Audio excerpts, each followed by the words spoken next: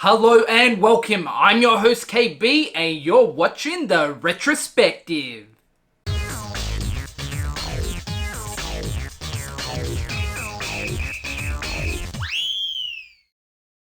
With Disney's Recess ending production in 2001, the creative forces behind it were already working on a new show for Disney called Lloyd in Space, which premiered that same year.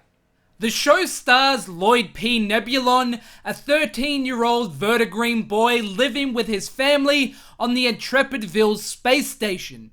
He has a somewhat bratty little sister called Francine, who has telekinetic powers, and together they are raised by a tough single mother, Commander Nora Nebulon.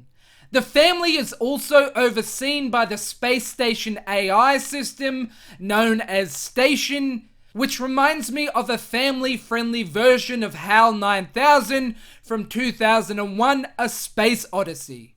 While it is set in the future, the show focuses around Lloyd's daily life as a kid struggling in an adult's world. Joining him on his adventures is his group of friends including Kurt, Douglas, and Eddie. Kurt is a blobulon, a large yet gentle alien, although a little slow. Oh my gosh, they're heading this way! Hide me!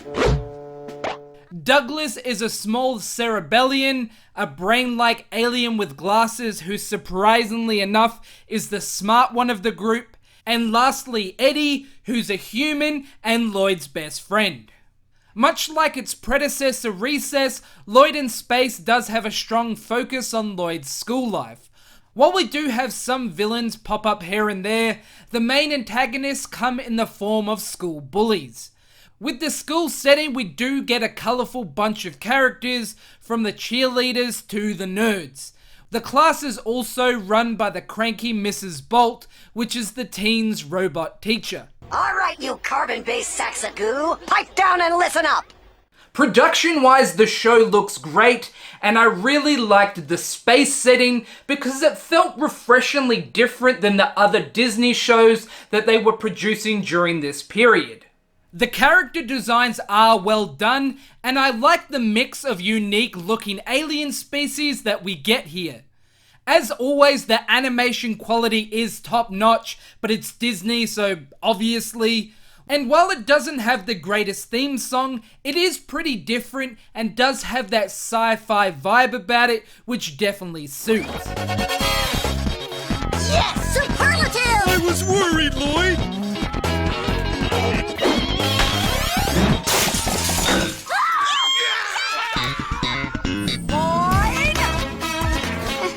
Oops.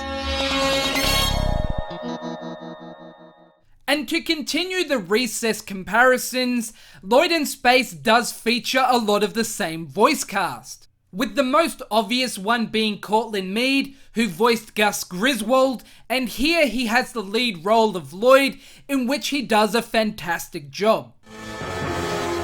Lord Moon! Lloyd, you are 13 now. The Empire needs your strength and maturity. Come, help me rule the universe. The only thing you rule, Boone, is the toilet! That does it. Prepare to meet thy doom! Dream on, helmet boy!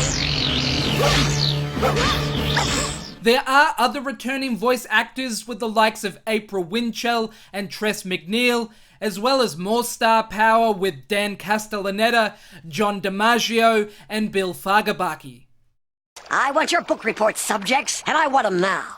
Douglas, talk to me. Well, Mrs. Bolt, I plan to delve into the collective writings of Platterly, focusing on his work concerning the theoretical matter antimatter cells in a fourth dimension subspace environment. Oh, you're a wild one, Douglas.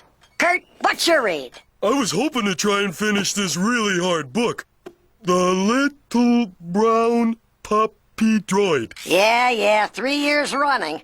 The show had a decent run, at least for Disney standards, lasting for 4 seasons, running between 2001 and 2004, with a total of 39 episodes being produced. Unfortunately, the show hasn't seen any home video releases, so currently we are stuck watching old TV rips of the series. Hopefully with the launch of Disney's streaming service somewhere on the horizon, shows like Lloyd in Space will be made available for us to revisit.